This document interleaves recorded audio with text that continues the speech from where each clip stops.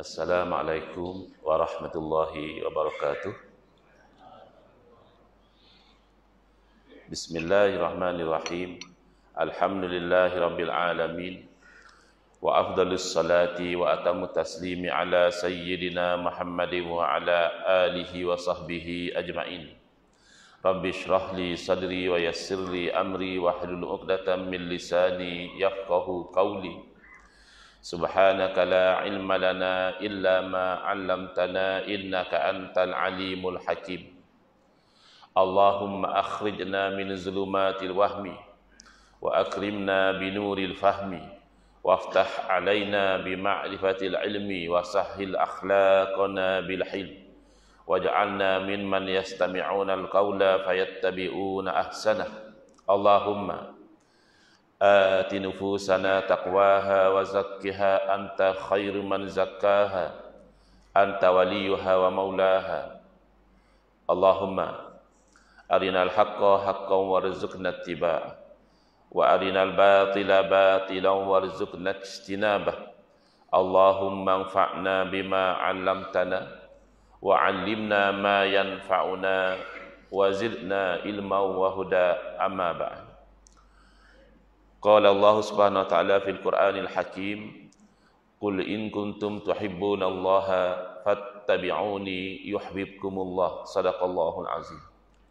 Wa qala sayyiduna wa habibuna wa nabiyyuna Muhammadun sallallahu alaihi wasallam, Ar-rahimuna yarhamuhumur rahman. Irhamu man fil ardi yarhamkum man fis sama. Sadaqa Rasulullah sallallahu alaihi wasallam. Wa qala hujjatul Islam Al-Imam Abu Hamid Muhammad ibn Muhammad Al-Ghazali At-Tusi rahimahullah ta'ala wa nafa'na bihi wa bi'ulumihi fid daraini amin. Qad wajaba 'ala saliki arba'atu umur. Alhamdulillah, muslimin muslimat, hadirin hadirat yang saya hormati, moga-moga kita semua dirahmati dan diberkati oleh Allah Subhanahu wa taala. Dan moga-moga kita semua dikurniakan oleh Allah Subhanahu wa taala kefahaman yang baik di dalam urusan agama sesuai dengan sabda Nabi sallallahu alaihi wasallam, man yuridillahu bihi khairan yufaqihu fid din. Barang siapa yang Allah nakkan dengan dia itu kebaikan, nescaya Allah berikan dia kefahaman yang baik di dalam urusan agama. Juga beserta dengan akhlak yang mulia, sesuai dengan sabda Nabi sallallahu alaihi wasallam, innama bu'istu liutammima makarimal akhlak. Hanya saja aku itu dibangkitkan demi untuk menyempurnakan kemuliaan akhlak. Kepada rakan saya Al-Fadil Ustaz Wan Mujahid Hafizahullah Ta'ala, yang saya hormati Al-Fadil Ustaz Dr. Said Abdul Aziz Al-Idrus Hafizahullah. Seterusnya kepada pengerusi Masjid Sibujaya atau Timbalan Pengerusi Ahli Jawatan Kuasa, pemimpin-pemimpin masyarakat, dan yang dimuliakan para alim ulama asatizah, saudara-saudara seagama saya, insya-Allah pagi ini kita akan mengambil manfaat dari kalam ulama yang tersohor Al-Imam Al-Ghazali rahimahullah taala, ketika mana beliau diminta oleh murid beliau yang telah lama belajar dengan beliau untuk memberikan beberapa nasihat yang penting, ringkas tapi padat, dengan tujuan untuk beliau mengamalkannya sepanjang hayat. Lalu Al-Imam Al-Ghazali rahimahullah ta'ala menuliskan beberapa catatan sebagai nasihat. Antara yang dinasihati oleh Imam Ghazali rahimahullah ta'ala, kata beliau, ayyuhal walad, wahai anak, yakni anak murid yang dikasihi, qad wajaba 'ala saliki arba'atu umur. Wajib ke atas seorang salik 4 perkara. Ya, inilah 4 perkara yang menjadi langkah-langkah kejayaan. Salik, siapa dia salik? Salik daripada perkataan bahasa Arab, salaka yasluku, yang bererti berjalan. Salik adalah isim fa'il, nama orang yang melakukan perbuatan tersebut, iaitu orang yang berjalan. Secara konteks, yang berjalan di sini maksudnya berjalan menuju kepada ridha Allah. Orang yang nak dapat ridha Allah Subhanahu Wa Taala tidak boleh lari daripada 4 perkara ini. Al-amrul awal, kata Imam Ghazali rahimahullah, perkara yang pertama, i'tiqadun sahihun la yakunu fihi bid'atun. Hendaklah orang itu berakidah dengan akidah yang sebenar. Tidak boleh ada pada akidah itu sebarang bentuk bid'ah. Akidah adalah kesimpulan, ya. Asalnya akad itu adalah menyimpulkan. Sebab itu kita sebut akad nikah. Kerana ketika akad nikah disimpulkan antara ijab dan qabul, lalu dua orang yang asalnya orang asing menjadi suami isteri. Maka akidah adalah simpulan iman yang diikat dengan kemas di dalam hati, yang tidak mahu dirungkai sehinggalah kita itu meninggal dunia, berjumpa dengan Allah Ta'ala dengan akidah yang benar, iaitu akidah yang yakin, yang betul dengan realiti dan ada disandarkan kepada dalil. Ya, ini akidah yang benar. Tidak boleh ada dalam akidah itu sebarang bentuk bid'ah. Apakah dia bid'ah? Bid'ah ini asal maknanya melakukan satu perkara baru yang dahulunya tidak ada perkara seperti itu. Maka pertama kali dilakukan itu namanya bid'ah. Dan dari segi syarak, para ulama mentakrifkan bid'ah dengan beberapa takrif. Misalnya sultanul ulama, sultan kepada para alim ulama, iaitu al-Imam Izzuddin Ibn Abdul Salam rahimahullah ta'ala, beliau mengatakan bid'ah itu adalah fi'lu ma lam yu'had fi asri Rasulullah sallallahu alaihi wasallam. Melakukan satu perbuatan yang tidak dilakukan di zaman Rasulullah, maka itu diistilahkan sebagai bid'ah. Lalu diterangkan oleh salah seorang dari ulama salaf, tidak lain dan tidak bukan imam kita sendiri, Al-Imam Muhammad ibn Idris Asy-Syafi'i rahimahullah ta'ala, dalam 3 poin yang ringkas tetapi jelas. Dalam bab bid'ah, saya perhatikan yang paling mudah untuk difahami adalah keterangan oleh Imam Syafi'i. Kata Imam Syafi'i rahimahullah ta'ala, al-bid'atu bid'atani. Perkara bid'ah itu 2 jenis bid'ah. Mahmudatun wa mazmumah. Satu jenis bid'ah terpuji, yakni elok, dan satu lagi jenis bid'ah terkeji, yakni buruk. Jadi gitu, mana yang elok, mana yang buruk. Lalu Imam Syafi'i merumuskan, fama wafaqa sunnata fahuwa mahmud wa ma khalafaha fahuwa mazmum. Mana-mana perkara bid'ah yang selari dengan sunnah, kena dengan ajaran Nabi, yang seperti itu terpuji. Dan mana-mana perkara bid'ah yang bercanggah dengan ajaran Nabi, maka yang itu terkeji. Selesai. Ya, ini 3 poin. Pertama, bid'ah terbagi 2. Kedua, ada yang terpuji, ada yang terkeji. Ketiga, yang terpuji kena selari dengan sunnah Nabi. Dan yang terkeji adalah yang bercanggah dengan sunnah Nabi. Timbul persoalan, kenapakah Al-Imam Syafi'i rahimahullah ta'ala membahagikan bid'ah itu kepada yang baik dan buruk, padahal Rasulullah SAW bersabda, kullu bid'atin dhalalah. Setiap yang bid'ah itu sesat. Sehingga kan ada orang bertanya, kamu bab bid'ah ni nak ikut Nabi ke nak ikut Imam Syafi'i? Nabi kata semua bid'ah sesat. Imam Syafi'i kata tidak. Hanya bid'ah yang bercanggah dengan sunnah saja sesat. Jadi soalan nak ikut Nabi atau nak ikut Imam Syafi'i sebenarnya tidak tepat. Kerana orang Islam tahu kalau kita itu kena ikut Nabi. Tetapi soalannya adalah kita ikut Nabi mengikut kefahaman siapa? Kerana kita bukan berjumpa dengan Nabi SAW. Maka tentulah kita nak ikut Nabi mengikut kefahaman para alim ulama. Kerana alim ulama adalah warasatul anbiya. Mereka adalah pewaris para Nabi.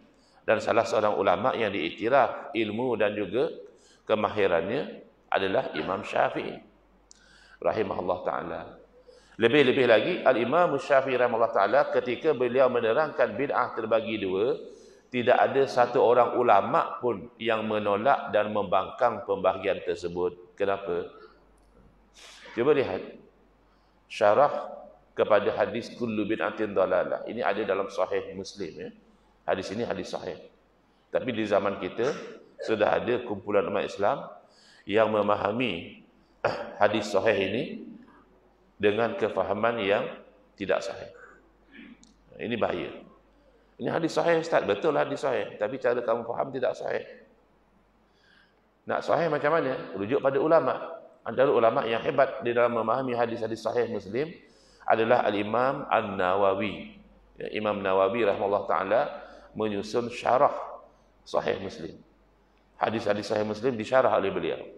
Jadi jelas beliau, wa qauluhu sallallahu alaihi wasallam wa kullu bid'atin dalalah haza am makhsus.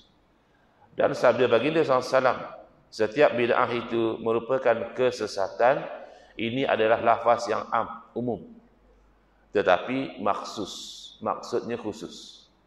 Wal muradu ghalibul bid'ah, yang dikedaki adalah kebanyakan bid'ah. Maka orang yang tidak biasa dia tertanya-tanya, macam mana kullu, kalau kita terjemah maknanya setiap, tiba-tiba Imam Nawawi kata sebahagian ataupun kebanyakan. Maka kena diterangkan kepada mereka yang merasa hairan bahawa kullu dalam bahasa Arab itu, lebih-lebih lagi kullu dalam Quran dan hadis, banyak yang bermakna sebahagian. Jarang-jarang kullu bermakna semua. Bahkan dalam bahasa Melayu, kita beri contoh dalam bahasa Melayu terlebih dahulu. Katakanlah ada seorang kanak-kanak darjah 1.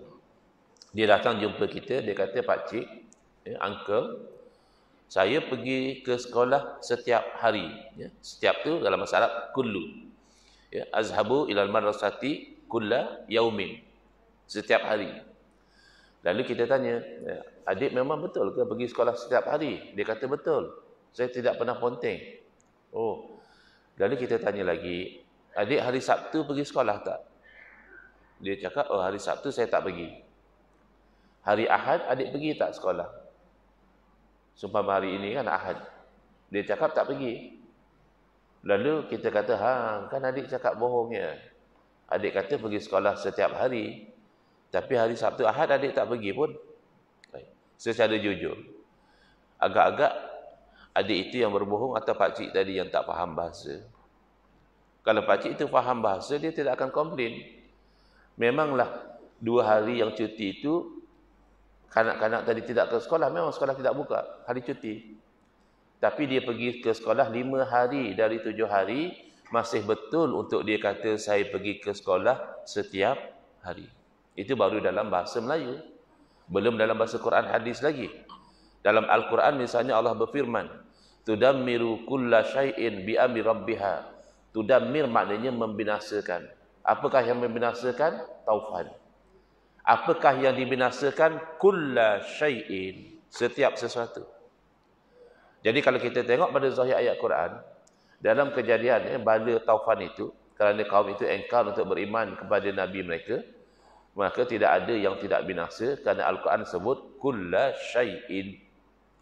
Tapi baca saja sambungan daripada ayat itu. Fa asbahu la yura illa masakinuhum. Maka jadilah kaum tersebut tidak kelihatan lagi kecuali tempat tinggal mereka. Berarti tempat tinggal mereka tidak binasa. Bahkan pasti langit dan bumi syai'un. Sesuatu, langit bumi tidak binasa. Bukit Bukau, Gunung Ganang, syai'un, tapi juga tidak binasa. Maka kulla syai'in dalam ayat berarti kebanyakan. Banyak yang binasa, tapi tidak semua. Dalam suratul Kahfi, Allah berfirman, "Wa kana wara'ahum malikun ya'khudhu kulla safinatin wasba." Ada di sana seorang raja, yang raja ini dia mengambil setiap sampan, setiap perahu sebagai rampasan. Ya, ini kisah perjalanan menuntut ilmu oleh Nabi Musa alaihissalam. Bayangkan seorang nabi, seorang rasul Ya Allah kurniakan mukjizat yang istimewa, yang bahkan ya Allah izinkan lautan terbelah untuk membenarkan Nabi Musa dan pengikutnya lalu. Pun apabila baginda mengetahui ada orang yang mempunyai ilmu yang lebih, sanggup bermusafir untuk menuntut ilmu. Akhirnya berjumpa dengan Nabi Khidir alaihissalam. Jadi Nabi Musa minta izin untuk belajar, mendapatkan ilmu. Nabi Khidir dari awal telah terus terang, kamu ni tidak akan sabar menuntut ilmu dengan saya. Karena benda yang saya tahu tu kamu tidak tahu. Nanti kamu tidak sabar. Tapi Nabi Musa dengan penuh adab, kerana nak menuntut ilmu, kata Nabi Musa, insya-Allah saya sabar. Kalau begitu boleh, tapi bila kamu mengaji dengan saya, jangan tanya dulu.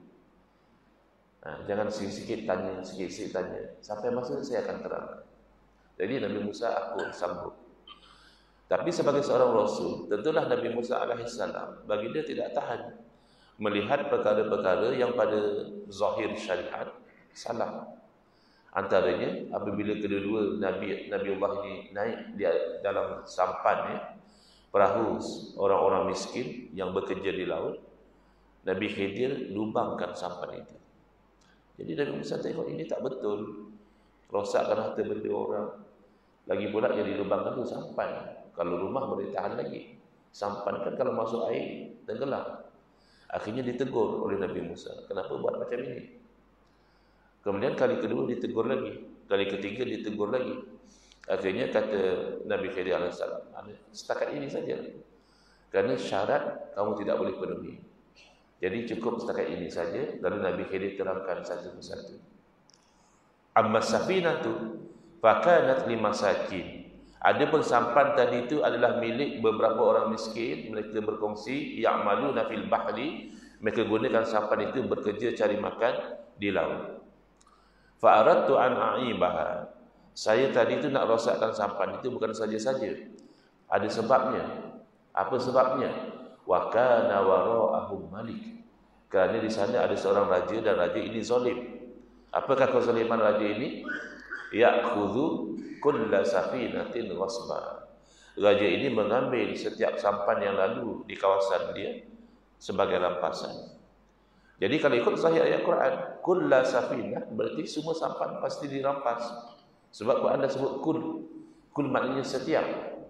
Tetapi sepakat ahli tafsir mengatakan tidak. Raja yang zalim ini hanya merampas sampan yang elok saja. Dia akan hantar orang cek dulu sampan itu. Oh ini ada lubang tak payah. Oh ini rosak jalan. Ini elok rampas. Dan itulah hikmah kenapa Nabi Khidir alaihissalam melubangkan sampan itu untuk menolak mudarat yang lebih besar. Orang putih kata choosing lesser of two evils, ya. Antara dua mudarat, hilang sampan kan lagi teruk. Kalau setakat berlubang masih boleh baiki lagi. Yang penting kulla safinah, setiap sampan bermakna sebahagian. Dalam hadis Nabi sallallahu alaihi wasallam bersabda, kullu ibni adam ya'kuluhu turabu illa ajbazana. Setiap anak Adam akan dimakan oleh tanah, yakni akan reput jasadnya kecuali tulang sulbi. Zahir hadis, yang namanya anak Adam, yang namanya manusia, tidak ada yang jasadnya tidak reput. Kerana Nabi SAW bersabda, kullu ibni Adam, setiap anak Adam. Tapi cuba kita buka fikiran kita. Tidakkah para Rasul, para Nabi anak Adam? Tapi tidakkah Allah Ta'ala jaga jasad mereka? Tidak reput. Orang-orang mati syahid dalam peperangan, adakah mereka itu bukan anak Adam? Ya, mereka anak Adam. Tapi ada jasad orang yang mati syahid, Allah jaga, tidak reput. Oh, kalau macam itu, hadis tadi tidak betul. Bukan hadis tidak betul, hadis betul. Tapi cara kamu faham hadis tidak betul. Kamu tidak boleh faham kullu ibni Adam maknanya semua anak Adam. Kamu kena faham kullu ibni Adam maknanya kebanyakan, ya, anak Adam. Maka memahami kaedah bahasa Arab inilah para ulama mentakhsiskan, menyempitkan makna hadis kullu bid'atin, setiap bid'ah itu sesat, hanya kepada bid'ah yang bercanggah dengan sunnah. yang bercanggah dengan ajaran Nabi sallallahu alaihi wasallam. Dan ada dalil kenapa ulama berbuat demikian. Kalau orang tanya, ada zaman sekarang orang yang tak terima bid'ah hasanah. Mana boleh bid'ah hasanah, kata dia. Bid'ah mesti semua sesat. Tidak. Ulama bila mengatakan tidak semua bid'ah sesat, bukan ulama membatalkan hadis, tidak. Tetapi ulama memahami hadis dengan suluhan Al-Quran. Ulama memahami hadis dengan timbangan hadis-hadis yang lain. Ulama memahami hadis dengan kefahaman para sahabat. Barulah ulama merumuskan bahawa kullu bid'atin dalalah itu bererti sebahagian. Dalil Al-Quran, Allah berfirman, wa rahbaniyatan ibtada'uha ma katabna alaihim illa ibtigha'a ridwanillah fama ra'auha haqqa ri'ayatiha ila akhir ayat. Rahbaniyah apa dia? Kan kita mendengar perkataan rahib. Rahib ni pendeta-pendeta, orang-orang gereja, ahli-ahli ibadah. Rahbaniyah itu adalah cara hidup kependetaan. Cara hidup yang kurang fokus kepada urusan dunia, lebih fokus kepada urusan ibadah. Ibtada'uha. Orang-orang Nasara yang buat bid'ah itu. Ya, Allah sebut dengan jelas cara hidup pendetaan ini adalah bid'ah yang dibuat oleh orang Nasara. Kenapa mereka buat bid'ah ini? Illa ibtigha'a ridwanillah. Tidak ada tujuan lain kecuali nak dapat ridha Allah. Jadi ada cerita di sebalik itu. Pada masa itu, orang-orang Nasara pengikut Nabi Isa alaihissalam diuji dengan pemerintah yang bergelumang dengan maksiat. Jadi cerita pemerintah tak syarah compliant ni biasa. Sejak dari dulu lagi. Kerana bila ada kuasa kadang-kadang lalai. Lalu sebahagian daripada pengikut Nabi Isa alaihissalam yang masih taat dengan ajaran Nabi Isa, mereka menjalankan kewajipan al-amru bil ma'ruf wan nahyu anil munkar. Menyuruh dengan yang baik, mencegah dari yang munkar. Mereka nasihat kepada pemerintah, jangan buat macam ini. Ya, ikut ajaran Nabi Isa, ini salah. Ini berdosa. Bukan saja nasihat mereka tidak diterima, yang menasihati dibunuh. Yang menasihati dibunuh. Jadi yang terselamat dari tragedi tersebut, mereka tersepit. Kalau mereka hidup dalam masyarakat, mereka biarkan maksiat berleluasa, nanti agama mereka rosak. Tapi kalau mereka hidup dalam masyarakat dan mereka tegur dan mereka jalankan amal makruf nahi mungkar, nyawa melayang. Dua-dua ni tuntutan agama. Kita disuruh jaga agama, kita juga disuruh jaga nyawa. Jadi mereka tersepit. Macam mana nak buat? Solusinya, mereka hidup jauh dari masyarakat. Mereka pergi ke pinggir hutan. Mereka duduk di kaki gunung. Mereka fokus kepada ibadah. Itu namanya rahbaniyah. Baik, apa kaitan dengan bid'ah hasanah? Apa kaitan ayat tadi dengan adanya bid'ah yang baik?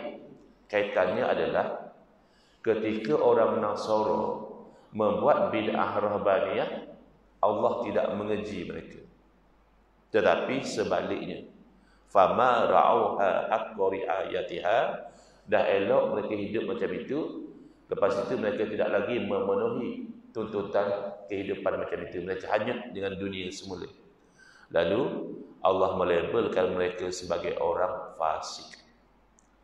Berarti rahbaniyah itu baik. Sebab itu kalau tinggal rahbaniyah dikeji. Kita ambil simple logik ya. Kalau satu orang dahulu dia rajin sembahyang, rajin bersedekah, diuji dengan pangkat dan jawatan, tak lagi dia sembahyang, tak lagi dia bersedekah, dia dipuji atau dikeji? Dipuji atau dikeji? Dikeji. Sebab yang ditinggalkan itu baik, sembahyang itu baik, sedekah itu baik. Berbeza kalau satu orang dahulu misalnya dia suka bergaduh, suka minum arak, suka berjudi, ya. Balik daripada fardu haji berubah. Tak ada lagi, tak sabar orangnya, tak ada minum arak lagi, tak mau lagi dia berjudi. Orang macam ni dipuji atau dikeji? Dipuji. Sebab yang ditinggalkan tu buruk. Maka apabila orang-orang Nasara dikeji kerana meninggalkan cara hidup rahbaniyah, berarti cara hidup rahbaniyah pada masa itu baik, walaupun ianya bid'ah. Jadi sabitnya bid'ah yang baik dengan nas Al-Quran. Itulah kata Al-Imam Al-Qurtubi rahimahullah ta'ala di dalam tafsir Al-Jami' li Ahkamil Quran, hadhil ayah tadullu ala anna kulla muhdatsatin bid'atun wa yanbaghi liman yubdi'a khairan ayyaduma alaihi. Kata Imam Qurtubi, ayat Al-Quran ini menjadi dalil bahawa setiap perkara baharu dinamakan bid'ah. Dan sayangnya sepatutnya bagi orang yang membuat bid'ah yang baik, perlulah dia mengekali melakukannya, supaya tak jadi macam orang Nasara tadi. Dah buat benda baik, tinggalkan. Itu yang pertama. Dalil yang kedua, sabda Nabi SAW, man sanna fil islami sunnatan hasanatan fa umila biha falahu ajruha wa ajru man amila biha min ghairi an yanqus min ujurihim syai' atau kama qala sallallahu alaihi wasallam. Barang siapa yang mengadakan satu jalan yang baik di dalam Islam lalu diamalkan, dia mendapat pahala amalan tersebut dan pahala orang yang meniru amalan tersebut tanpa berkurangan pahala mereka sedikit pun. Jadi yang penting baik. Sebab man sanna fil Islam sunnatan sayyi'atan, kalau buat jalan yang buruk dapat dosa dan dosa orang yang meniru. Jadi keywordnya baik dan buruk, bukan buat satu perkara baru. Kemudian yang ketiga, kenapa ulama kita menilai hadis kullu bid'atin dhalalah itu tidak umum? Kerana dalam hadis yang lain Nabi SAW bersabda, man ahdatha fi amrina hadza ma laisa minhu fahuwa raddun. Menarik ya? Hadis yang sama, hadis ini yang sama, kawan-kawan yang tolak bid'ah hasanah, mereka juga pakai hadis ini. Same hadis, but different understanding. Sebab mereka tidak nampak kalimah ma laisa minhu. Apa terjemahan hadis ini? Man ahdasa fi amrina haza, barang siapa yang mengadakan satu perkara baru dalam urusan kami ini, yakni urusan agama, ma laisa minhu, apa yang bukan dari agama, fahuwa raddun, maka perkara baru itu tertolak.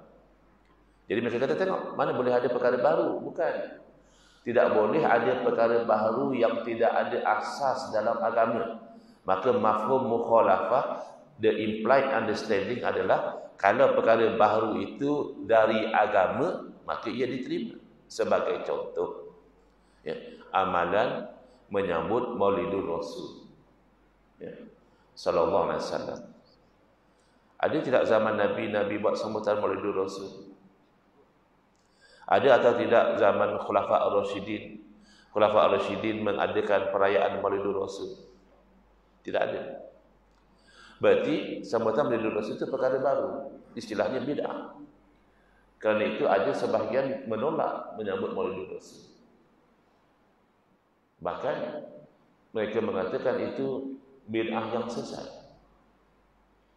Kenapa ulama-ulama kita terima tiap-tiap tahun buat sambutan Maulidur Rasul? Kerana dinilai itu daripada agama. Baru memang baru. Man ahdasa fi amrina hadza, itu termasuklah Maulidur Rasul.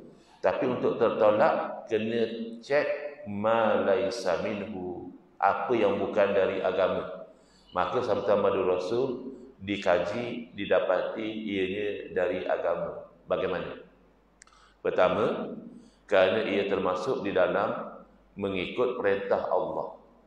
Allah berfirman, "Qul bi fadlillahi wa bi rahmatihi fabidzalika falyafrahu." Katakanlah, dengan kurniaan dan rahmat Allah hendaklah mereka itu bergembira. Kita diperintah oleh Allah bergembira dengan dua perkara. Fadlullah, kurniaan Allah, dan rahmatullah, rahmat Allah. Dalam kitab tafsir ditafsirkan kurniaan dan rahmat Allah itu sebagai Al-Quran dan Islam. Dan kedua-duanya melalui Nabi SAW. Bahkan Sayyidina Ibn Abbas radhiyallahu anhu mengatakan rahmat Allah dalam ayat adalah Nabi. Kenapa? Kerana mengambil faham wa ma arsalnaka illa rahmatan lil alamin. Jadi rahmat Allah itu adalah Nabi dan kita diperintahkan bergembira dengan Nabi, tapi tidak ditetapkan cara bergembira. Lain kalau salat. Kita diperintahkan salat, ada caranya, ada waktunya, ada rokoknya, ada sujudnya, ada bacaannya. Tapi bila kita diperintahkan bergembira, Allah tidak terangkan bagaimana. Maka kaedahnya boleh kita bergembira dengan apa cara sekalipun, syarat tidak melanggar syarat. Mana tahu ya, kalau ada orang sambut Maulidur Rasul, buat majlis tari menari sambil minum minuman keras, itu tak boleh lah. Kan itu melanggar syarat. Setakat ini kalau di Sibu ni sambut Maulid macam mana? Ceramah Maulid ada, ceramah Maulidur Rasul. Ceramah selari atau tidak dengan syarat? Ia selari. Kerana ceramah itu kan tazkirah, tausiah, ingatkan balik orang tentang perjuangan Nabi. Fazakir fa inna zikra tanfa'ul mu'minin. Bagilah peringatan, kerana peringatan itu memberi manfaat kepada orang mukmin. Ada kawan saya, dia cerita, dia berubah jadi baik daripada keadaan yang sebelumnya kerana asbab hadir Maulidur Rasul. Dia menangis pada ketika itu dan dia berubah. Apa lagi kita buat masa Maulidur Rasul? Ada tidak sesetengah masjid surau bila Maulidur Rasul dibuat jamuan makan? Pada jamaah selepas daripada ceramah ini jangan balik dulu ya, pihak masjid ada sediakan jamuan. Jamuan itu daripada agama atau tidak? Jamu orang makan itu daripada tuntutan agama atau bukan? Nabi yang suruh. Nabi bersabda afshus salam, sebarkan salam. Wa at'imut ta'am, dan jamulah makan. Wa sallu billail wan nasu niyam, salat pada waktu malam orang sedang tidur, salat tahajud. Tadkhulul jannata bisalam. Nanti kamu akan masuk syurga dengan selamat. Kalau begitu jamu makan disuruh. Dan jamu makan itu fleksibel. Kamu jamu makan kerana apa? Oh, kerana saya dinaikkan pangkat. Boleh, tak ada masalah. Kamu buat jamu makan kenapa? Oh, kerana saya baru naik rumah baru. Sebelum ni rumah saya renovate, dah siap, jadi saya buat jamuan makan. Boleh. Buat jamuan makan sebenarnya hari jadi kita boleh tak? Bersyukur sebab kita usia sudah misalnya 40 tahun, sihat, ya, tak ada masalah. Kita buat jamuan makan, boleh. Buat jamuan makan sebenarnya hari jadi isteri, boleh tak? Buat jamuan makan sebenarnya hari jadi Nabi, haram masuk neraka. Kan tak masuk akal. Jamuan makan itu tuntutan agama. Terpulanglah kerana bersyukur kerana apa? Saja nak jamu makan, boleh juga. Ustaz, lepas ceramah saya nak jamu Ustaz makan. Ada sebab apa? Sajalah Ustaz, saya sekali Ustaz datang sibuk. Ya boleh. Ada masalah. Contoh. Lagi apa lagi sambutan Maulidur Rasul? Selawat, kan? Kita selawat sambutan Maulidur Rasul. Selawat itu kan daripada agama. Saya betul-betul tidak faham kalau orang anti selawat. Oh, ni tak boleh selawat selang tarawih. Oh, tak boleh selawat masa maulid. Oh, tak boleh selawat. Kenapa? Lebih-lebih lagi kalau orang lelaki sampai tidak dengarkah khatib pada setiap khutbah membaca ayat Al-Quran, innallaha malaikatahu yusalluna 'alan nabi ya ayyuhalladzina amanu sallu 'alaihi wa sallimu taslima. Wahai orang beriman, selawat dan salamlah ke atas junjungan Nabi. Ada tidak Allah kata selawat bila? Tak ada. Bila-bila boleh selawat. Selang tarawih boleh, time maulid boleh, time tak maulid boleh, sebelum tarawih boleh, masa bawa kereta boleh, masa jogging boleh selawat. Apa masalah? Nak selawat banyak mana? Lagi banyak, lagi baik, kata Nabi SAW. Jadi orang yang asyik-asyik komplain selawat, dia seperti tak faham ayat Quran. Ayat itu umum. Allah suruh selawat itu umum. Dan Nabi pula terangkan, selawat itu lagi banyak, lagi baik. Lagi apa lagi? Qasidah. Kan kalau maulid orang qasidah. Qasidah ni adalah mengalunkan lagu atau syair. Hukum asalnya harus. Sahabat pun mengalunkan syair di hadapan Nabi. Nabi menunjukkan gembira dengan pujian-pujian tersebut. Cuma qasidah ni dia boleh berubah hukum kalau liriknya mengandungi perkara yang tidak elok. Kalau dilantunkan dengan tidak menjaga aurat misalnya. Tapi biasa saya tengok kalau qasidah sebelum maulid okey. Yang melantunkan pun biasanya orang lelaki. Dia punya lirik pun memuji-muji Allah, memuji-muji Nabi, kan itu tidak masalah. Tetapi kalau bab akidah tidak ada bid'ah yang hasanah. Itu kita kena ingat ya. Ya Imam Syafi'i terangkan, ya ulama terangkan bid'ah terbagi dua, itu kalau amalan. Ya, amalan kalau selari dengan syarak boleh. Tapi kalau bercanggah, misalnya ada orang bagi cadangan dalam surat khabar, dia kata salat jemaah hari Jumaat ni tidak produktif pada hari kerja, jalan jadi jam, ya. Masa pun kurang. Dia cadangkan buat salat jemaah hari Sabtu supaya tidak jam. Itu bid'ah yang haram.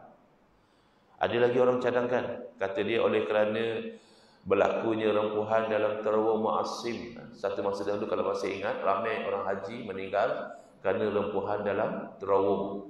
Kata dia itu sebab semua orang pergi haji at the same time. Kita cadangkan pergi haji sepanjang tahun.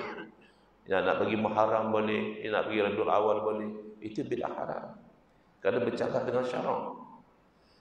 Kenapa akidah tidak ada bid'ah yang hasanah? Kerana akidah adalah kepercayaan. Bid'ah berarti benda baru. Bid'ah dalam akidah berarti kepercayaan seseorang tak sama dengan kepercayaan Nabi sallallahu alaihi wasallam. Kalau sudah kepercayaan tidak sama dengan kepercayaan Nabi, hasanah ke? Tidak. Maka bid'ah dalam akidah semuanya sayyi'ah. Sebahagian menyebabkan orang itu berdosa haram, sebahagian boleh menyebabkan orang itu kufur, terkeluar dari Islam. Maka sebab itu Imam Ghazali bagi tahu, kamu nak sampai kepada ridha Allah, pastikan betul-betul akidah kamu itu tidak ada bid'ah. Maka inilah yang dinamakan akidah ahli sunnati wal jamaah. Akidah ahli sunnah wal jamaah ni asalnya akidah Nabi, akidah para sahabat. Tetapi pada kurun yang ketiga memasuki kurun yang keempat, mula tersebar bid'ah dalam akidah.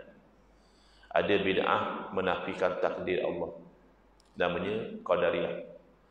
Ada bid'ah menyalahkan takdir Allah, namanya Jabariyah. Ada bid'ah yang membataskan takdir Allah, namanya Mu'tazilah. Macam-macamlah. Akhirnya bangkit dua orang tokoh mempertahankan akidah Nabi SAW, iaitu Al-Imam Abu Hasan Al-Ash'ari dan Al-Imam Abu Mansur Al-Maturidi rahmatullah alaihima, sekira-kira dikenali ahli sunnah wal jamaah itu sebagai Asy'ariyah Maturidiyah. Dan cara mereka mengajar akidah yang benar kepada masyarakat adalah melalui pengajian sifat 20. Ya. Saya sebutkan di sini kerana zaman kita ada orang larang kita belajar sifat 20. Di Semenanjung ada satu ustaz, dia pesan, dia kata, tuan-tuan, kalau dalam masjid tiba-tiba ada ustaz buka kitab nak mengajar sifat 20, tuan ambil kunci motor, kunci kereta, start motor pergi pasar malam, kata dia. Jangan dengar sifat 20. Kenapa? Oh, ilmu sifat 20 ni ilmu bid'ah, tak ada zaman Nabi. Lagipun dia adalah ilmu falsafah, ini Yunani. Ini bukan ilmu orang Islam.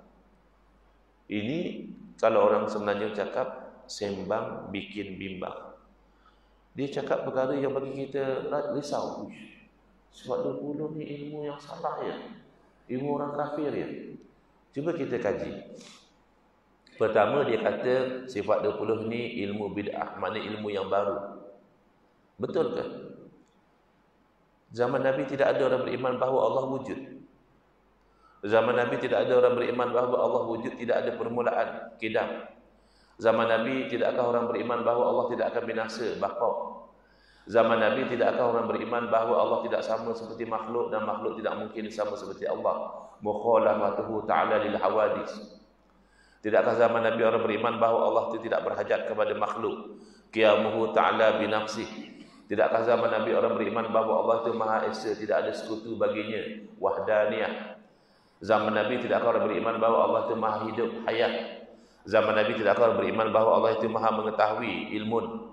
Zaman Nabi tidaklah beriman bahawa Allah Maha berkuasa, kudrah, Allah Maha berkehendak, iradah, Allah Maha mendengar, sama, Allah Maha melihat, basar, Allah Maha berkata-kata, kalam. Apa yang beda?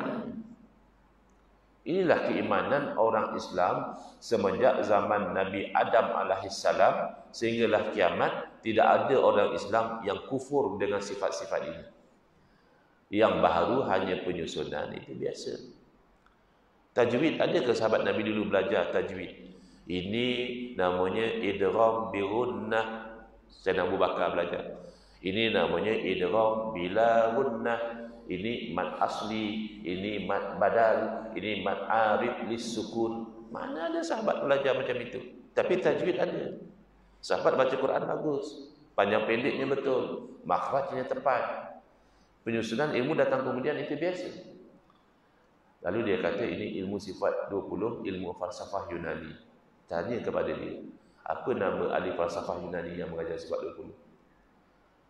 Kitab apa ya falsafah Yunani yang mengajar sifat 20? Kan tak ada. Sebab itu saya cakap ini hanya sembang bikin bimbang. Inilah ilmu yang mengajar kita akidah yang benar, supaya kita sampai kepada ridha Allah. Tapi tak mau panjang lah ya. Kalau panjang nanti dah kuliah subuh. Kuliah subuh ni sebenarnya sedap tidur daripada dengar kuliah. Yang bagi kuliah pun sebenarnya kalau boleh nak tidur, tapi belum dapat lagi skill tidur sambil bercakap. Ngantuk saya kuliah subuh. Jadi saya tekan break ya, tekan break. Pergi kepada yang kedua, al-amrus tsani, taubatun nasuh la yurja'u ba'dahu ila zillah. Nak sampai pada ridha Allah, selain daripada akidah kita itu akidah yang betul, pastikan kita bertaubat dengan taubat nasuha. Sebab kita manusia tidak maksum. Ustazkah, ulamakah, orang alimkah, pemimpinkah, rakyatkah, pasti ada pernah buat dosa. Pasti ada pernah buat salah dan silap. Maka nak kembali kepada Allah, jangan terus macam itu. Taubat dulu. Menyesal dulu atas dosa yang lalu. Merintih, menangis, mohon ampun dulu. Ya, orang yang dapat pergi haji itu kalau hari Arafah tu lepas zuhur tu menangislah betul-betul. Itu time untuk menangis. Itu time untuk merintih pada Allah. Itu maksud taubat nasuha. Kita tidak kembali mengulangi dosa yang sama. Ya ayyuhallazina amanu tubu ilallahi taubatan nasuha. Dan ada tanda orang yang taubat nasuha, insya-Allah ada perubahan. Hatinya mula jauh daripada benda-benda yang lama, mula rindu kepada negeri yang kekal. Ada tanda ni. Tapi apa kata ustaz, kalau kita taubat tapi kita terbuat lagi, itu kira dosa baru. Ada orang dia kata, saya bukan tak nak taubat ustaz, tapi kalau taubat nanti kan saya buat lagi. Taubat dulu. Kalau tidak, kamu dua dosa. Satu dosa kamu buat dosa, satu lagi dosa kamu meninggalkan kewajipan taubat. Taubat dulu. Selepas itu kalau kamu terbuat lagi dosa baru, itu dosa baru, taubat baru. Itu nature manusia yang tidak maksum macam kita. Kita sentiasa bertaubat. Yang ketiga kata Imam Ghazali, istirda'ul khusum hatta la yabqa li ahadin alaika haqqun. Minta redha dengan orang yang pernah kita buat zalim, sehingga tidak tersisa satu lagi tuntutan. Jenuh kita nak pergi pada Allah. Kita pernah ada dosa dengan duit orang, pernah ada dosa pukul orang, pernah ada dosa macam-macam, fitnah orang. Susah nak sampai pada ridha Allah. Minta redha dulu, minta maaf dahulu, minta halal dahulu. Kecuali kalau dibimbangi mendatangkan mudarat yang besar. Kadang-kadang kalau nak minta maaf pun bahaya. Ya, na'udzubillah lah kalau ada orang mengorat isteri kawan dia. Lalu-lalu nak minta maaf. Minta maaf ya, itu hari aku mengorat isteri kau, kan kadang-kadang berkena parang, susah. Maka kata Imam Ghazali, dalam keadaan yang mudarat besar ketika meminta maaf, yang dijangkakan kalau minta maaf itu adalah berlaku perkara-perkara yang lebih teruk, maka tidak ada jalan melainkan dibanyakkan ibadah dan diminta kepada Allah, ya Allah, jadikanlah pahala ibadah aku ini di atas timbangan orang yang aku lakukan dosa kepada dia. Moga-moga dia sudi memaafkan aku pada hari akhirat. Macam tu cara yang dicadangkan oleh para ulama kalau nak minta maaf itu berisiko tinggi. Tapi dalam keadaan biasa, minta maaf itu hari aku ada pinjam duit kau tak bayar, ni aku nak bayar sekarang ni. Yang macam itu boleh. Yang terakhir kata Imam Ghazali, tahsil al-ulum asy-syar'iyyah qadra ma tuaddi bihi awamir Allah wa min al-ulumil ukhra ma fihi najah. Yang keempat, menghasilkan ilmu-ilmu syarak, yang mana dengan ilmu itu kamu mampu menunaikan perintah Allah. Orang ulama istilahkan ilmu fardu ain. Ya, kadang-kadang orang sekarang ni melompat, baru dia nak berubah terus nak belajar ilmu tafsir, ilmu mustalah hadis, ilmu asbabun nuzul. Ya. Bukan salah, tapi pastikan yang fardu ain, akidah dah selesai, fiqh bab semayang dan sebagainya yang kita basic-basic kita buat dah selesai, dan ilmu tasawuf yang basic-basic, tahu tentang hasad, dengki, riya, ujub, takabur kita buang, tahu tentang ikhlas, tawakal, sabar, redha kita hiasi, maka itu insya-Allah ilmu yang lain itu fardu kifayah. Kena adalah dalam kampung orang yang pandai ilmu medik, yang pandai ilmu mekanik, tapi itu tak semua orang mesti. Fardu kifayah ada beberapa orang yang dah pandai, memadai untuk masyarakat berterusan. Jadi saya cukupkan setakat itu. Moga-moga kita semua mendapat manfaat daripada kalam Imam Ghazali rahimahullah taala tadi, dan moga-moga Allah kurniakan kepada kita ikhlas dan istiqamah di atas kebenaran. Hadza wabillahi taufiq wal hidayah. Wassalamualaikum warahmatullahi wabarakatuh. Bismillahirrahmanirrahim. Alhamdulillahirabbil alamin. Wassalatu wassalamu ala asyrafil anbiya'i wal mursalin wa ala alihi wa sahbihi ajma'in. Allahumma shrah sudurana wa ahsin akhlaqana wa azim ujurana wa nawwir qulubana bi nuri hidayatika kama natarada bi nuri syamsika abadan bi rahmatika ya arhamar rahimin. Walhamdulillahirabbil alamin. Amin ya rabbal alamin wal afu minkum.